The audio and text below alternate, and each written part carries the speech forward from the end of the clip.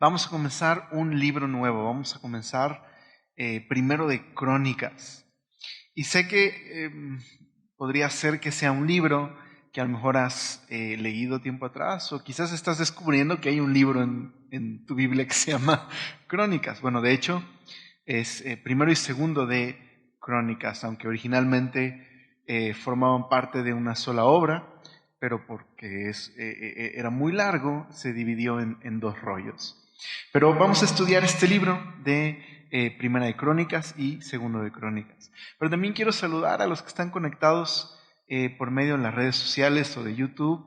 Les mandamos un abrazo. Esperamos que pronto también puedas venir los miércoles. Hay lugar suficiente y estamos tomando todas las medidas para que te sientas seguro. Así que te invitamos a que puedas venir también al estudio. Pero a mí me encantaría comenzar este nuevo libro con una oración, pidiéndole al Señor que nos ayude, que nos dé entendimiento y sabiduría. Entonces, ¿me acompañas a orar? Señor, gracias por regalarnos el poder estudiar con libertad tu palabra. Danos sabiduría y entendimiento a través de ella y transforma nuestras vidas, Señor. Eres demasiado bueno y te agradecemos por habernos salvado, porque ahora somos tus hijos, somos parte de tu familia y todo esto ha sido, Señor, simplemente tu gracia sobre nosotros. Ponemos el estudio de hoy en tus manos y te damos gracias. En el nombre de nuestro Salvador Jesús. Amén. ¿Por qué en Semilla tenemos... ¿por qué le damos este lugar al estudio de la Biblia y por qué estudiamos libros completos y desde principio a fin? ¿Cuál es la razón? Quizás tienes poquito en Semilla y quisieras saber por qué hacemos esto, ¿no? ¿Por qué estudiamos de esta manera? Quizás ya tienes un buen rato en Semilla y bueno, no perdemos nada en recordar por qué estudiamos verso por verso las Escrituras.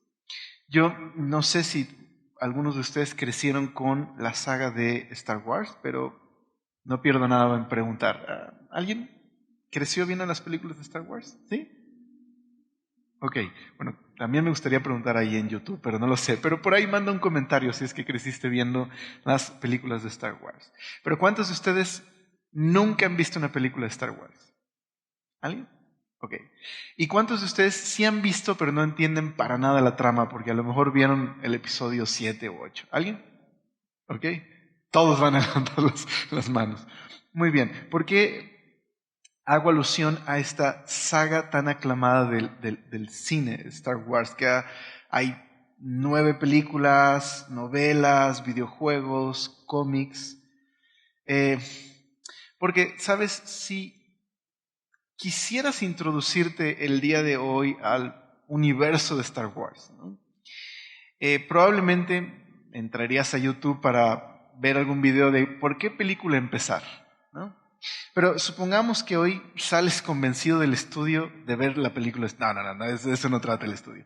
Pero digamos que quisieras iniciarte en el mundo de Star Wars. Así que, ¿con qué película empiezas? ¿Episodio 4, episodio 7, episodio 1, ¿no? Ok. Supongamos que comienzas con alguna de estas películas, ¿no? Digamos que empiezas por el episodio 5 o empiezas por el episodio 7. ¿Qué va a suceder? Pues puede que te interese la historia, puede que te guste la acción, puede que te llame la atención alguno de los personajes, pero te vas a perder muchísimo de la historia y mucho de la motivación de los personajes si no comienzas las películas en el orden en el que te permite adentrarte en la historia. ¿Estás de acuerdo?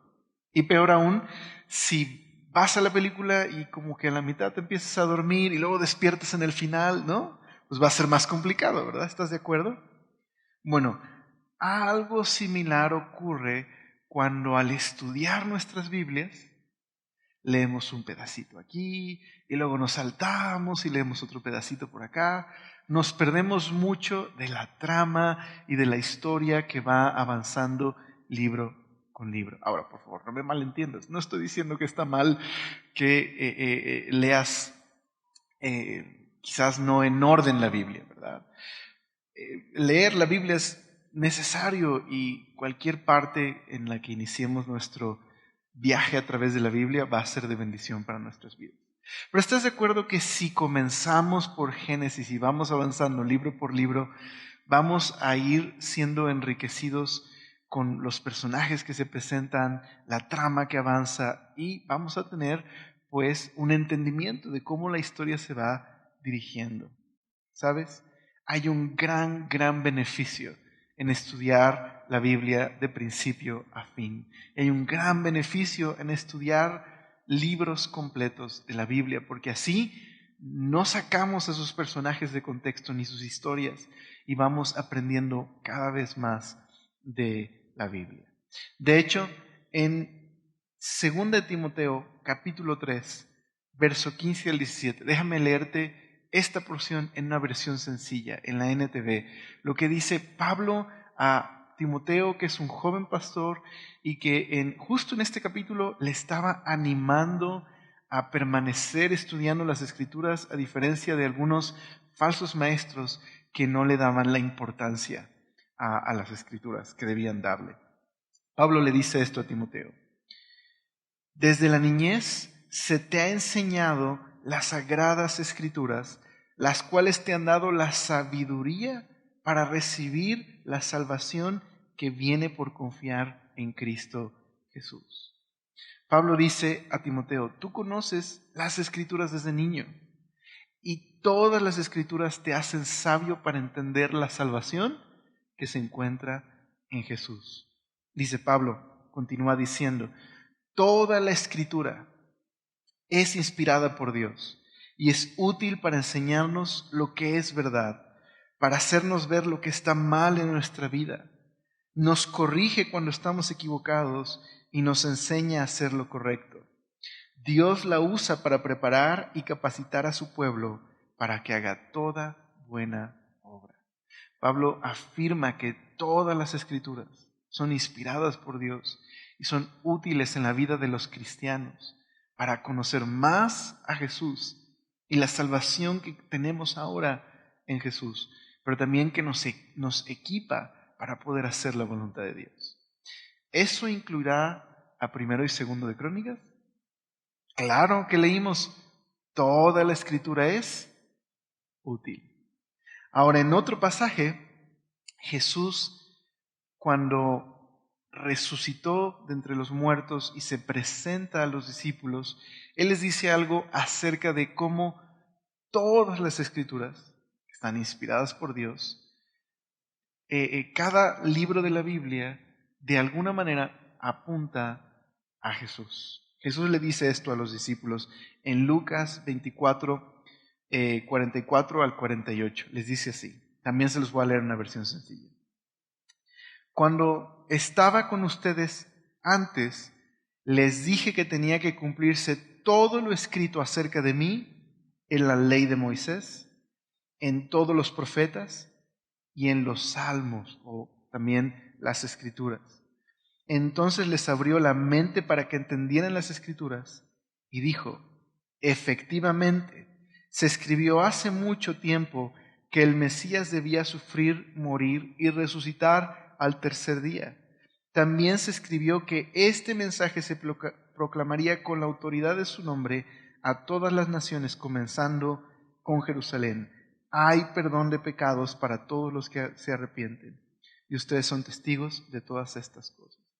Jesús le dice a los discípulos que todas las Escrituras apuntaban a la muerte y resurrección del Mesías, por el cual se proclamaría perdón de pecados para todas las naciones. ¿Eso incluye a primero y segundo de Crónicas? Definitivamente incluye a primero y segundo de Crónicas. Todas las Escrituras apuntan a Jesús y son útiles para capacitarnos para vivir para Dios. Así que leer las Escrituras, hasta los libros que pueden ser complicados, como un libro que comienza con 9 capítulos de pura genealogía. Dice Jesús que todos estos libros son importantes para la vida de los discípulos, porque nos ayudan a comprender más quién es Jesús y nos capacitan para amar a Jesús y para obedecerle. Así que todas las escrituras son necesarias, útiles, inspiradas por Dios. Y por eso hemos decidido estudiar libro por libro, capítulo por capítulo, verso por verso, porque es parte de nuestra tarea de aprender a amar al Señor y seguir al Señor, y porque toda esta historia nos ayuda a conocer mejor a Jesús. Bueno, a lo mejor alguien me podría decir, bueno, Alex, yo he leído el Antiguo Testamento y no aparece el nombre de Jesús ahí. ¿Por qué dices que en cada capítulo habla acerca de él? Bueno, es muy similar a otras crónicas, pero estas no están inspiradas por Dios. Las crónicas de Narnia, ¿las han visto o las han leído alguna vez? Las crónicas de Narnia es un libro en donde hay toda una metáfora cristiana acerca de Jesús y la salvación. Y uno de los personajes principales, o más bien el personaje principal de todas las crónicas de Narnia es el león Aslan, que es la personificación en el mundo de Narnia de Jesús. Ahora, Aslan no aparece en todos los capítulos de las crónicas de Narnia, pero él es el personaje principal de todas ellas. A manera de analogía, en las Escrituras no aparece el nombre Jesús en cada capítulo, pero cada libro contribuye a una sola historia que culmina con Jesús y la salvación que Dios nos da a través de él. Y primero y segundo de Crónicas contribuyen a esa historia acerca de Jesús. Entonces, ¿listos? ¿Sí? ¿Ya? Por lo menos los emocioné un poquito, porque Crónicas sí, es cierto, es un libro un poco difícil para nosotros, sobre todo que estamos acostumbrados a otro tipo de maneras en las que se cuentan las historias.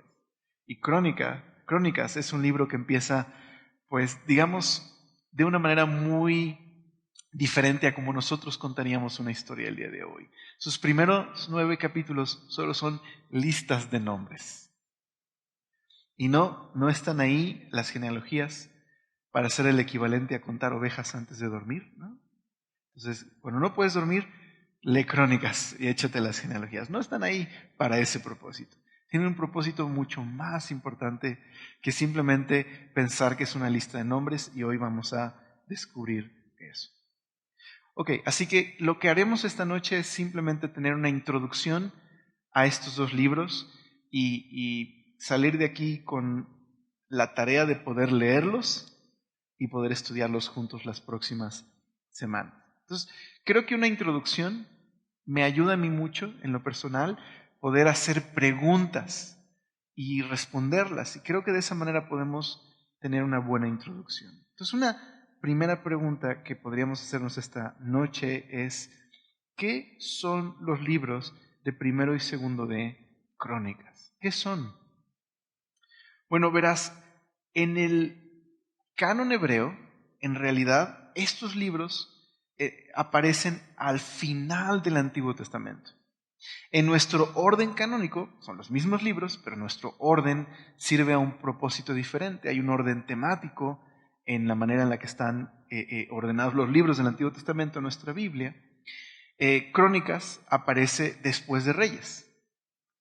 Pero en el canon hebreo, estos libros en realidad aparecen al final del Antiguo Testamento. Y hay una razón que vamos a ver por qué ocupan ese lugar. Originalmente son una sola unidad literaria, pero como les decía al principio, son muy largos, así que fueron divididos en 2 rollos. Pero en realidad es un solo libro de Crónicas. Nosotros lo tenemos partido en 2, primero y segundo de Crónicas. Pero, ¿por qué les llaman así? De hecho, si comienzas a leer el versículo 1, no comienza diciendo Crónicas o algo así. ¿Por qué les llaman de esta manera? ¿Por qué les llamamos Crónicas?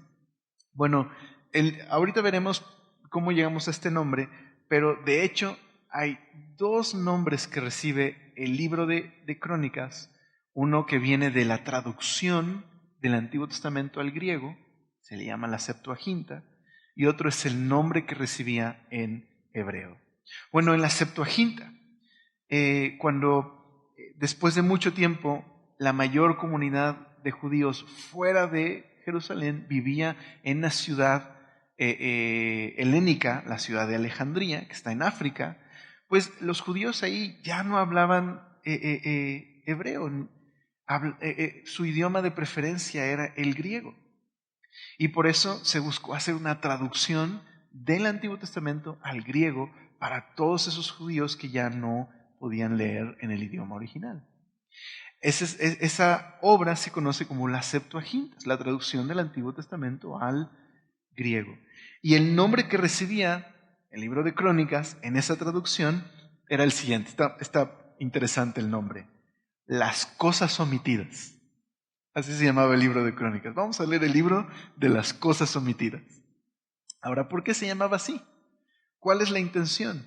Bueno, digamos que desde un aspecto negativo, muchos creían que Crónicas era una especie de libro que repetía las mismas historias como una especie de complemento a los libros de Samuel y de Reyes. Entonces, para muchos, cuando llegas a Crónicas y ya pasaste por Samuel y ya pasaste por Reyes y sientes que estás leyendo lo mismo, ¿qué haces? Pues te saltas Crónicas. Estos capítulos ya los leí. Y te saltas al siguiente libro. Y muchos hacen eso hasta el día de hoy. Entonces, de la antigüedad, algunos veían a este libro de una manera, no dándole el honor debido a Primero y Segundo de Crónicas. Simplemente lo saltaban como una repetición de lo que viene en Samuel y de lo que viene en Reyes. Pero por otro lado, desde un aspecto mucho más positivo, las cosas omitidas, el libro de las cosas omitidas, era más bien un resumen de todo el Antiguo Testamento. De hecho, Crónicas es un resumen de todo el Antiguo Testamento. La primera palabra que aparece en Crónicas es Adán. Y desde Adán se entreteje toda la genealogía recontando la historia de Israel hasta el gobernante Ciro el Persa. Y eso es lo que es Primero y Segundo de Crónicas. Es toda una versión condensada de todos los libros del Antiguo Testamento. Eso es Primero y Segundo de Crónicas. Por eso, a Jerónimo fue un cristiano que vivió por el IV siglo después de Cristo y que él se encargó de traducir el Antiguo Testamento al latín y escribía pues comentarios de los libros que él estaba traduciendo. Y cuando tradujo Crónicas, él lo que dijo es lo siguiente: llamó así a estos libros la crónica de la totalidad de la historia sagrada. Entonces, ¿de dónde viene nuestro título Crónicas? Pues ahí, del buen Jerónimo. Jerónimo llamó a estos libros la crónica de la historia sagrada y por eso hasta el día de hoy llamamos a estos dos libros crónicas, la crónica de la historia de Israel. Pero un nombre más antiguo que recibió Primero y Segunda de Crónicas, pues viene del hebreo. Y en el hebreo, ya vimos que en el griego, ¿cómo se llama? El libro de las cosas omitidas. Pero en hebreo, ¿cómo se llamaba este libro? Pues mira, también está muy interesante el nombre. En hebreo, Primero y Segunda de Crónicas era nombrado así: Eventos de los días o el libro de los asuntos diarios. Así se llamaba, el libro de los asuntos diarios. De hecho, en Reyes aparece muchas veces este nombre que se le da a este libro. Mira, déjame llevarte a un ejemplo. En Primero de Reyes, capítulo 14, verso 19. Mira, acompáñame ahí en tu Biblia, Primero de Reyes, 14, 19. Los libros de Reyes, pues lo que hacen es contar precisamente la historia de los reyes de Israel y los reyes de Judá. Y en el capítulo 14, verso 19, dice así: los demás hechos de Jeroboam, las guerras que hizo y cómo reinó, todo está escrito en el libro de las historias, o diríamos, de las crónicas de los reyes de Israel, o diríamos, de los asuntos diarios. Mira otro ejemplo en el capítulo 15, verso 31. Dice también ahí, los demás hechos de Nadab y todo lo que hizo no está escrito en el libro de las crónicas, puedes poner ahí, de los asuntos diarios de los reyes de Israel. Esta misma frase es el nombre que recibía primero y segundo de Crónicas, el libro de los asuntos diarios. Así que este título que recibió en hebreo, primero y segundo de Crónicas, ¿qué está tratando de subrayar? Bueno, lo que está subrayando es que estos libros, cuando tú los lees, estás leyendo un recuento de la vida de los reyes de Israel, pero que añade información que no está en primero y segundo de Reyes. Eso es lo que está diciendo. Cuando lees Crónicas, estás leyendo la vida de estos reyes, pero que se suplementa información que no aparece en primero y segundo de Reyes. Así que esa es la historia del nombre de Crónicas. Primero recibió un nombre en griego, bueno, perdón, en hebreo, y luego en griego, y luego nos llegó a nosotros este nombre de Crónicas. Pero ¿quién lo escribió? ¿Cuándo se escribió este libro? Bueno, una cosa es clara. El cronista es el nombre que le dan los eruditos al autor de Crónicas, el cronista. El cronista vive mucho después del tiempo de los reyes. ¿Estás de acuerdo? Si él escribió un recuento de la historia de Israel, pues tiene que vivir mucho tiempo después del exilio. Bueno, hay una tradición judía que le atribuye la autoría de estos dos libros a Esdras, el mismo que escribió Esdras y Nehemías. Y está esa posibilidad. Pero hay otros que creen incluso que el autor vivió unos 200 años después de Esdras y Nehemías. Ahora, ¿cómo llegan a esa conclusión? Bueno, en el capítulo 3 de Primero de Crónicas, no vayas para allá, nada más lo voy a mencionar, en esa genealogía aparecen Zorobabel, que es el rey, es el rey en Jerusalén, o el gobernante en Jerusalén, mejor dicho, no el rey, más bien el gobernante en Jerusalén, que está en el tiempo del regreso del primer contingente de judíos del exilio en Babilonia a Jerusalén. Aparece Zorobabel, pero después de Zorobabel hay 6 generaciones más que menciona el cronista. Entonces, si el cronista menciona 6 generaciones después de Zorobabel, ¿eso dónde lo pone a él? Pues tiene que estar viviendo alrededor de ese tiempo. Entonces, que estemos hablando del año 530 después, antes de Cristo. Más o menos esa es la fecha posible de segundo de Crónicas. Así que eso nos ayuda a entender la siguiente pregunta. ¿Quién es la audiencia original? ¿A quién se dirige el cronista? Bueno, si estamos hablando por lo menos del tiempo de Esdras a 200 años después, ¿no? La audiencia original, la audiencia a la que se dirige el cronista, y esto es muy importante, porque eso nos va a ayudar a entender el propósito de Primero y Segundo de Crónicas, esta es la audiencia original. Es el remanente judío que está bajo el imperio persa.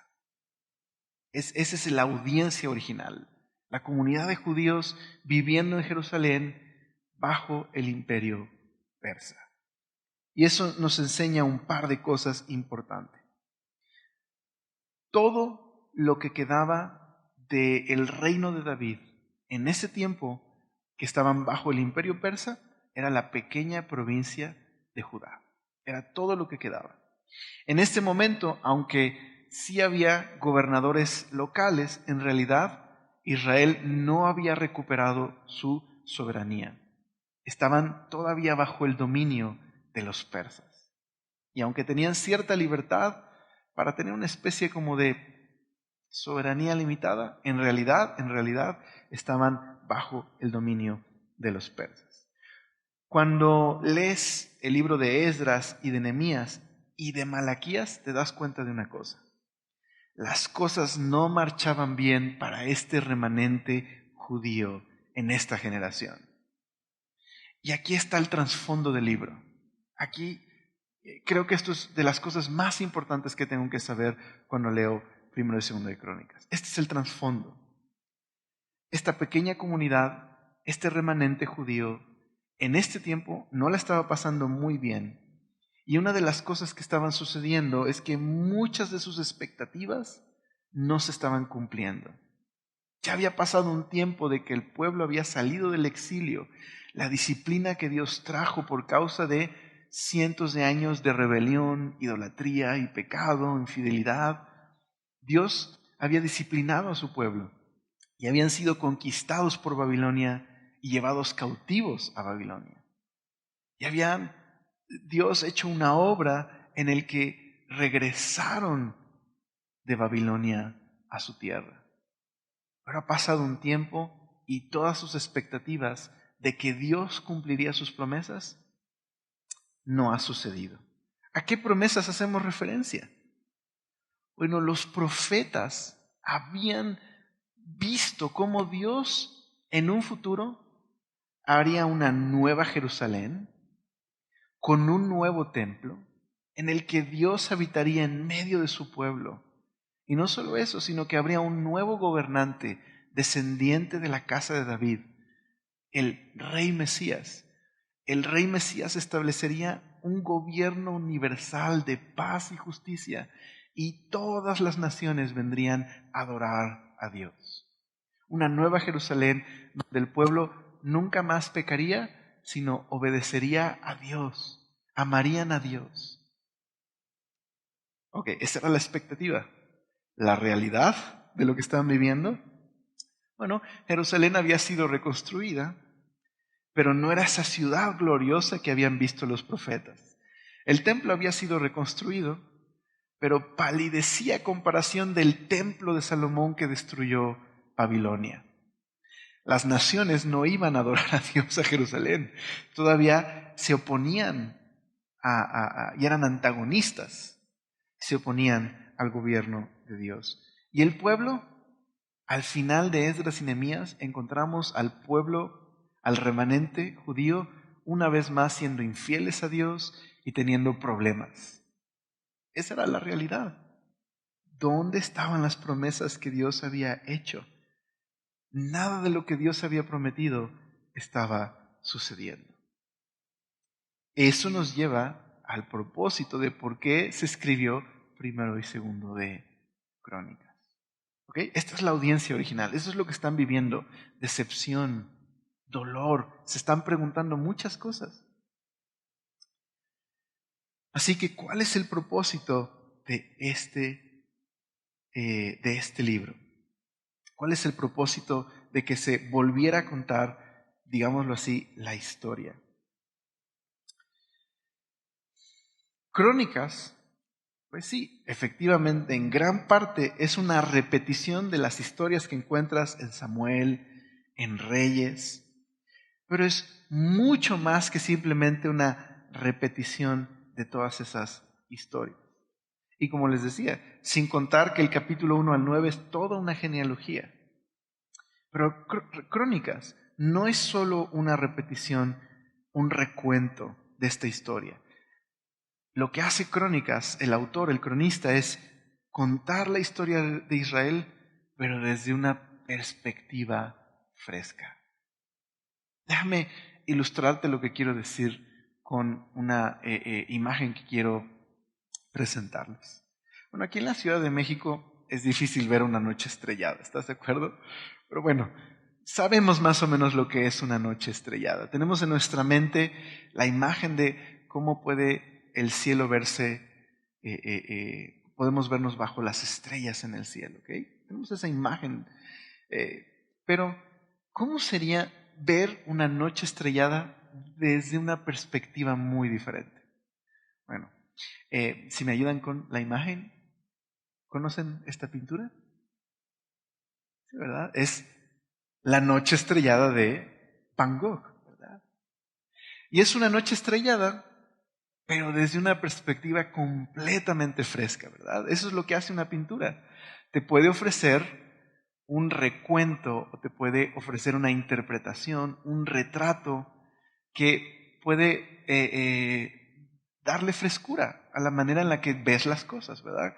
Como esta noche estrellada en la que Van Gogh está presentando colores muy diferentes a los que usualmente pensarías que tiene una noche estrellada, ¿verdad? Y más o menos esto es lo que está haciendo el cronista. Está contando la historia, pero desde una perspectiva fresca. ¿Cuál perspectiva? Como dice un comentarista bíblico, está contando la historia de Israel desde la perspectiva de Dios, con un propósito: dar esperanza a aquellos que tenían tristeza y decepción al no ver las promesas de Dios cumplidas. Eso es lo que hace el cronista, recontar su historia para mostrarles que Dios es fiel, que Dios es bueno y que Dios tiene un propósito. Por eso titulamos a esta serie Avivando la Esperanza. Es el propósito del cronista, avivar la esperanza. Así que esta generación, este remanente de judíos, tiene muchas preguntas.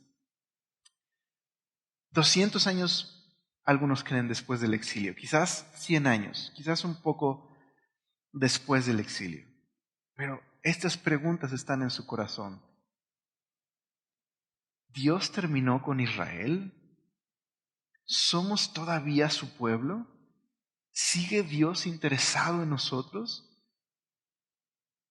¿Está Dios por cumplir sus promesas o se olvidó completamente de nosotros?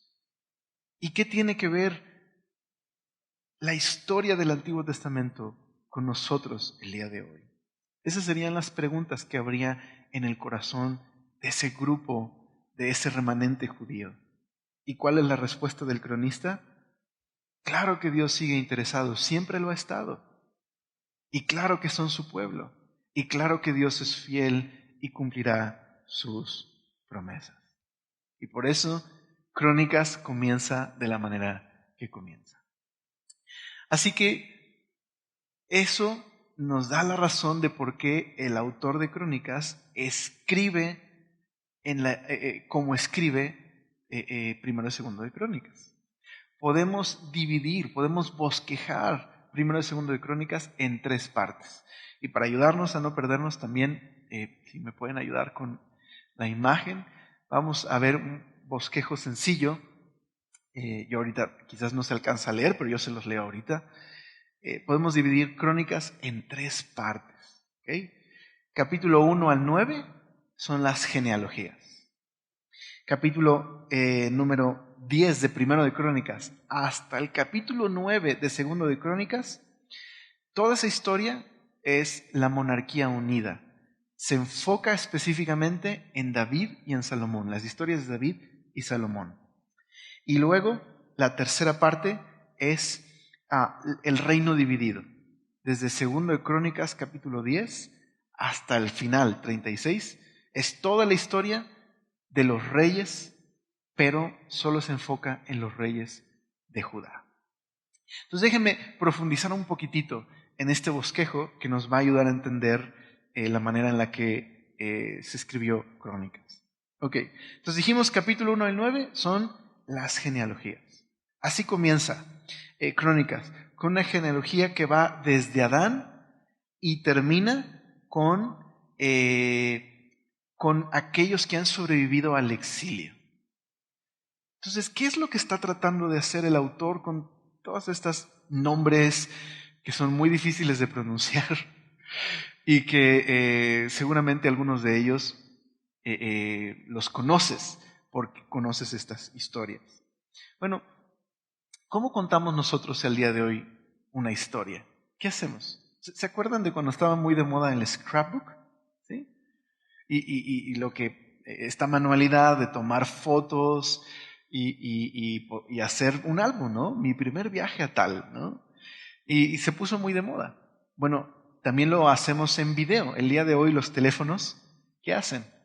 Toman todas las fotos de un año o de cierto tiempo y automáticamente te hacen un video y te cuentan la historia de lo que has vivido en ese último periodo. O Facebook lo hace también.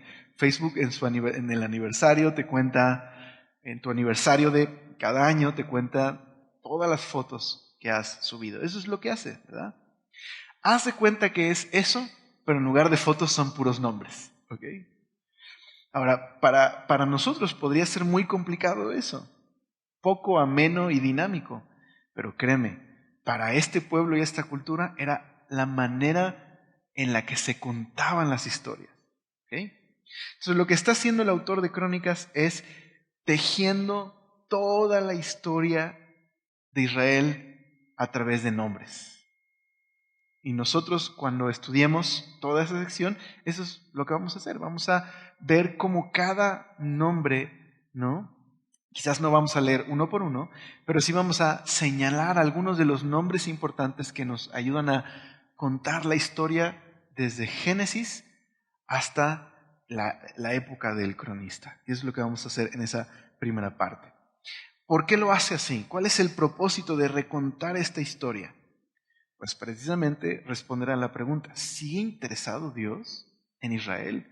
Claro, hay toda una continuidad desde Adán hasta los judíos después del exilio. Dios había elegido a este pueblo con una misión especial. Y Dios estaba llevando a cabo sus planes a través de la familia de Abraham. ¿Cuál es la promesa que Dios le dio a la familia de Abraham?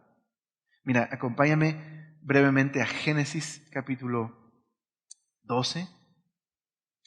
Génesis capítulo 12.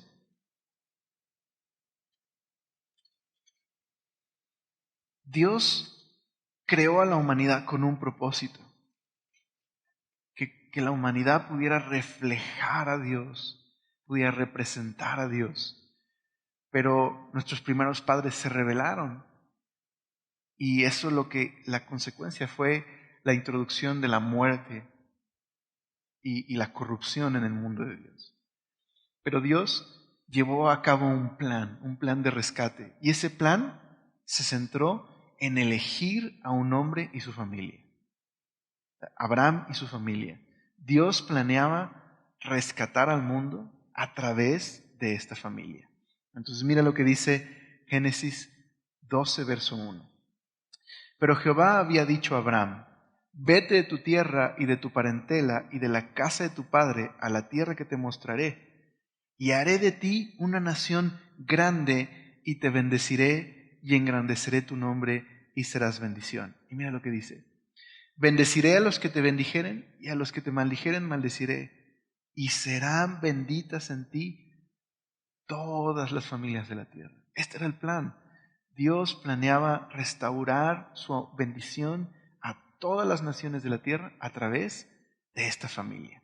Bueno, ¿de qué trata el resto de historias? Pues de la familia de Abraham. Pero ¿sabes? Dios llamó a Abraham de Babilonia a confiar en él para que a través de su familia Dios restaurara su bendición al mundo. Pero cuando continúas leyendo todas estas historias, ¿sabes qué sucede? Esta familia, a pesar de que Dios es fiel y cuida de esta familia continuamente se rebela contra Dios. ¿Y sabes dónde terminan? De regreso en Babilonia. Entonces, esta genealogía cuenta cómo Dios los llama de Babilonia y los regresa a Babilonia por su rebelión. Entonces surge la pregunta, ¿acabó Dios con Israel? ¿Se terminó el plan? Esa genealogía tiene el propósito de mostrar una continuidad para enfatizar que Dios es bueno y fiel y que Dios no ha terminado su plan. Dios estaba llevando a cabo su obra. ¿Y esto qué produciría en ese grupo de judíos que están leyendo Crónicas? Esperanza. Sería una manera de avivar su esperanza. Entonces, por eso, todas estas crónicas muestran cómo Dios sigue obrando en su pueblo, a pesar de su pueblo. Ahora, en la segunda sección de Crónicas, capítulo 10 de Primero de Crónicas, hasta el capítulo 9 de Segundo de Crónicas. Toda esta sección es la monarquía unida. Y toda esa sección se repite mucho material que encuentras en Samuel y que encuentras en Reyes. Pero se enfoca en dos personajes, particularmente en dos personajes, David y Salomón. Ahora, si leemos superficialmente esas historias, pensaríamos, nada más está haciendo copy-paste, como diríamos el día de hoy. Pero no, hay mucho material que omite el cronista y hay mucho material que añade el cronista. ¿Qué omite y qué añade y por qué es importante?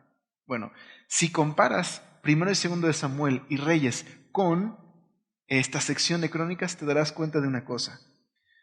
Todas las historias de persecución, del pecado, de debilidad de David y Salomón se omiten completamente, salvo un par de historias, sobre todo de Salomón, pero prácticamente todas las historias que muestran las fallas de carácter de David y de Salomón se omiten en esta sección.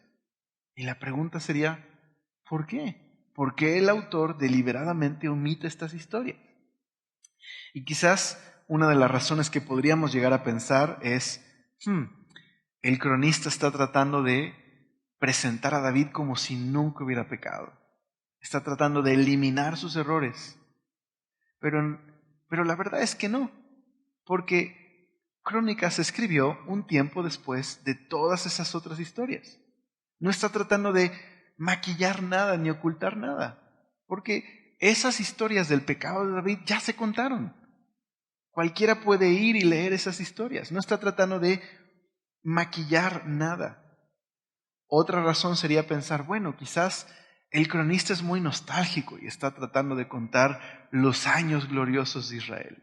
No, tampoco está tratando de hacer eso.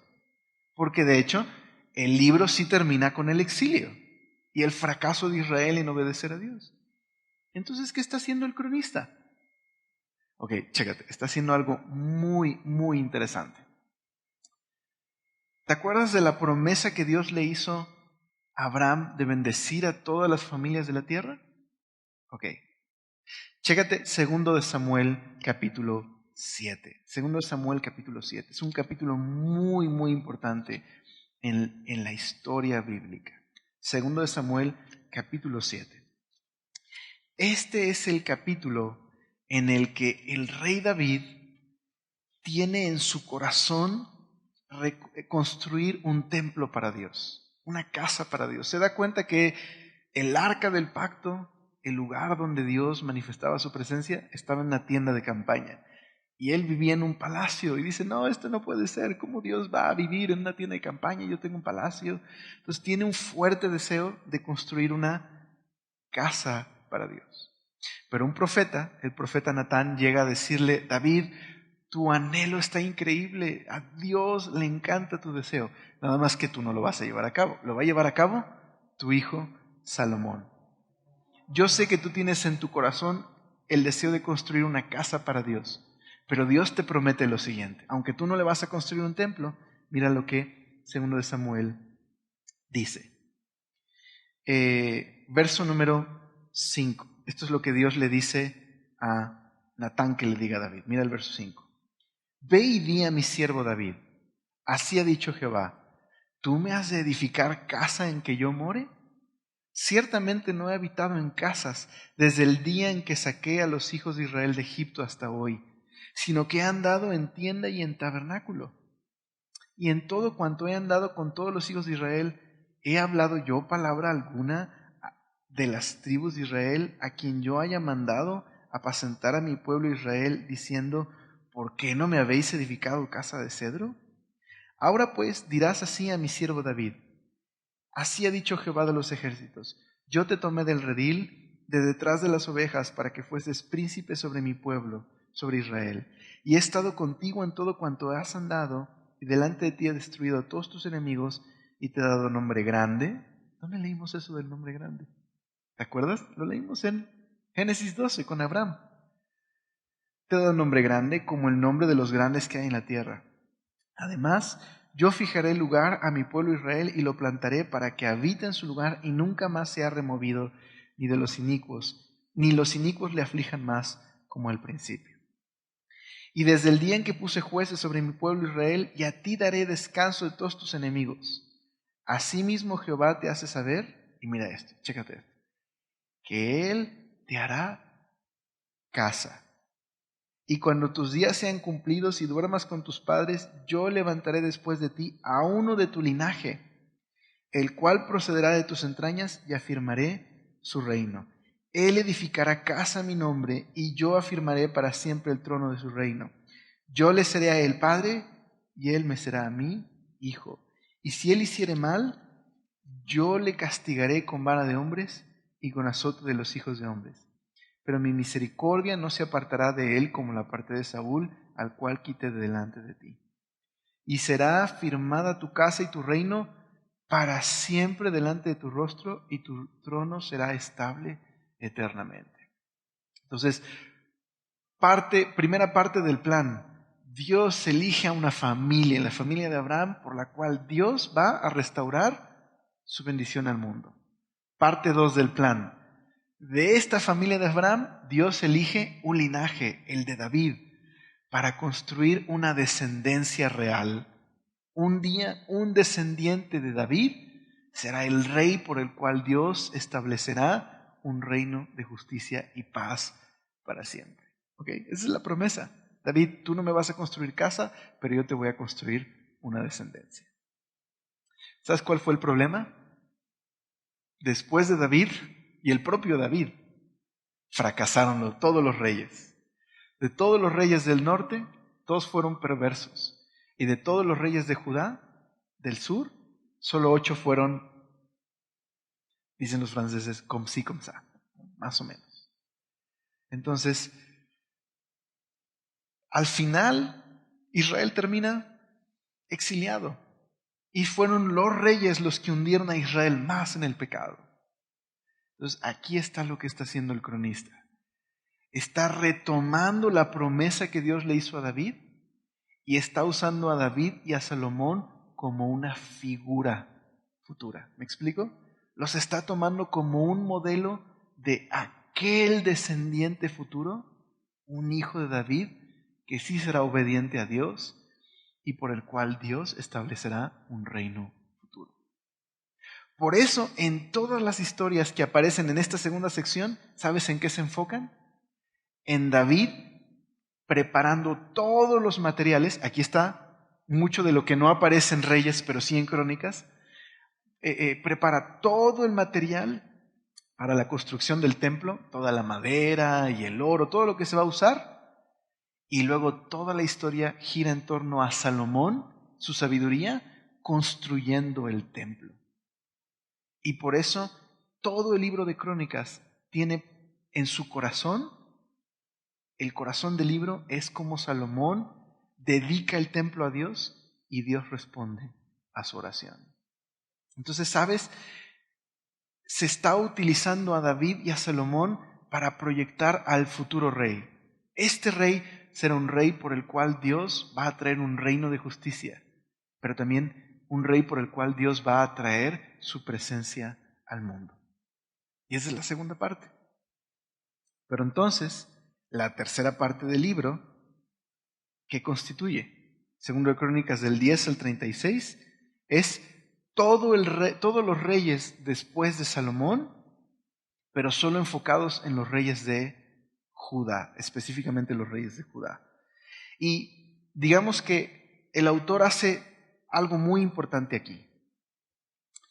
Los reyes que obedecen al Señor son como David y el Señor les bendice y les prospera. Los reyes que son rebeldes y que no siguen los pasos de David son reyes que provocan pecado, que unen a Judá en la idolatría y son castigados, son disciplinados, traen corrupción al pueblo. Lo que hace el autor de Crónicas es presentarle un desafío a esta generación de judíos. Verás, probablemente esta generación de judíos está mirando atrás y diciendo, ¿por qué nos tocó a nosotros pagar los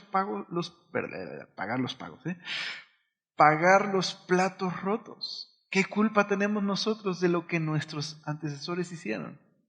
Y el autor de Crónicas dice, no, a ver, cuidado con eso. Ustedes pueden elegir dos caminos. O son como esta serie de reyes que en su rebelión trajeron consecuencias, o pueden ser como esta serie de reyes que en su obediencia trajeron bendición. Eso es lo que hace Crónicas al final. Por un lado, reaviva la esperanza del pueblo en que Dios es fiel y que Dios un día traerá un descendiente del linaje de David, pero también los reta. Ustedes son responsables en su propia generación de su obediencia o su desobediencia al Señor. Está increíble, primero y segundo de Crónicas, ¿estás de acuerdo? No es mala onda todas las genealogías, no nos quiere aburrir el autor ni nada. De hecho, es un libro muy bello. Déjame terminar esta introducción diciendo un par de cosas que pueden ayudarnos a amarrar la introducción. Hay 3 temas en todo el libro que el autor destaca. Número 1 es el pacto. Es la unión especial de Dios y su pueblo. Dios se comprometió a ser fiel a este pueblo y cumplir su propósito de bendecirles para bendecir a todas las demás naciones. El pueblo tenía que responder en obediencia y fidelidad al amor de Dios. Y el pueblo, cuando responde en obediencia, el Señor les bendice. Cuando responde con infidelidad y pecado, el Señor en su amor les disciplina. Un segundo tema es el templo. El templo es la promesa de la presencia de Dios entre el pueblo. Y el autor de Crónicas presenta el templo de Salomón, ¿no?, como digamos que está en el centro del libro para mostrarles que Dios ha prometido un día restaurar su presencia en el mundo. El templo era una especie de regreso al jardín del Edén. Y por eso el templo era muy importante. Y el templo apunta a que un día Dios restauraría su presencia en el mundo. Y por último, el reino. Dios eligió la casa de David para, a través de esta casa, restaurar su salvación al mundo, su bendición al mundo. La casa de David falló, pero Dios no. Un día un futuro hijo de David restaurará la bendición de Dios al mundo. ¿Quién es ese hijo? Jesús. Entonces, si me ayudarían a volver a poner la imagen del bosquejo. En la parte central del libro hay una oración que hace Salomón cuando dedica el templo. Y hay algo que es lo que todos los que han leído Crónicas se acuerdan de esa parte. Podrías decir que es el versículo central del libro, es el corazón del libro. Salomón dedica el templo a Dios, pero también hace una oración pidiendo al Señor que tenga misericordia si el pueblo es infiel y se aparta. Y en esta parte central del libro, lo que dice segundo de Crónicas 7:14, Dios responde a la oración del pueblo así, a la oración de Salomón. Si se humillare mi pueblo, sobre el cual mi nombre es invocado, y oraren y buscaren mi rostro, y se convirtieren de sus malos caminos, entonces yo iré desde los cielos y perdonaré sus pecados y sanaré su tierra. Qué importante sería para esta generación, esta comunidad, este remanente, escuchar la respuesta de Dios a la oración de Salomón. A sus preguntas, ¿se olvidó Dios de nosotros? ¿Cumplirá Dios sus promesas? Dios le responde, si mi pueblo se humillare y oraren y buscaren mi rostro, voy a perdonarles y voy a sanarles. Crónicas termina de la manera más interesante de todas. Crónicas termina con el rey Ciro invitando al pueblo a volver a Jerusalén. Pero si comparas el decreto de Ciro con el que aparece en Esdras, la oración, el decreto aparece a la mitad. Solo dice de la siguiente manera. Déjenme leérselos. Es Segundo de Crónicas 36 y termina así el libro de Crónicas. Así dice Ciro, rey de los persas: Jehová, el Dios de los cielos, me ha dado todos los reinos de la tierra y me ha mandado que le edifique casa en Jerusalén que está en Judá. Quien haya entre vosotros de todo su pueblo, sea Jehová su Dios con él y suba. Así termina el libro, reavivando la esperanza de este pueblo en que Dios no se ha olvidado y que Dios es fiel. Entonces, ¿qué significa todo este libro para nosotros? Para el día de hoy, para nosotros. Este libro muestra que Dios no había terminado con Israel, no era el fin de su historia. Todo este viaje por la historia de Israel tenía el propósito de brindar consuelo, esperanza a todas las generaciones que siguieran al cronista, darles esperanza en medio de la tentación, en medio de la desesperación, en medio de la apatía. Este libro les podría volver a reenfocar y recordar que Dios sigue en control, que Dios es bueno y que Dios tiene un propósito, pero que ellos también eran responsables de ser fieles al Señor. Mientras aguardaban que el rey prometido viniera, ellos eran llamados a ser fieles. Nosotros tenemos el privilegio de que Jesús ya vino, pero igual que esta generación, somos un remanente aguardando que el rey regrese. Y en ese intermedio hay muchas tentaciones en este mundo, muchos momentos de desesperanza, muchos momentos en los que nos hacemos las mismas preguntas. ¿Se ha olvidado el Señor de nosotros? ¿Por qué suceden este tipo de cosas? ¿Por qué Dios permite este sufrimiento? Este libro nos va a ayudar a reenfocar nuestra esperanza en el Señor, a avivar nuestra esperanza en que Jesús un día volverá, corregirá todo mal y establecerá un reino de justicia y paz. Pero nosotros somos responsables, como aquella generación, cada generación es responsable de amar y obedecer al Señor en respuesta a su amor. Mi anhelo es que esta introducción te haya ayudado un poquito a animarte a leer este libro, a no saltártelo de tu Biblia, sino a leerlo y a que juntos podamos aprender, meditar y reflexionar en cómo Dios quiere transformar nuestra vida como ellos y darnos a amar al Señor y servir al Señor. ¿Sí? ¿Listos? Entonces, primero segunda de Crónicas. Siguiente semana comenzamos capítulo 1. ¿Te parece si oramos? Señor, gracias por ser tan bueno y gracias, Señor, porque tu palabra, toda ella es inspirada por ti. Es útil para enseñarnos, redarguirnos, corregirnos, instruirnos. Ayúdanos, Señor, a tener nuestro corazón con deseos de conocer más y más y más de ti y de Jesús, nuestro Salvador, a través de tu palabra. Y Señor, que este libro pueda avivar nuestra esperanza en este reino prometido, un reino de justicia y paz. Ayúdanos a reenfocar nuestras energías, a poner nuestros ojos en Jesús. Y Señor, que este libro pueda ayudarnos a examinar nuestro propio corazón, a darnos cuenta de las maneras en las que nosotros también nos alejamos, Señor, pero cómo tú quieres traernos de vuelta a ti, Señor. Gracias por ser tan bueno y gracias porque tú no te olvidas de nosotros.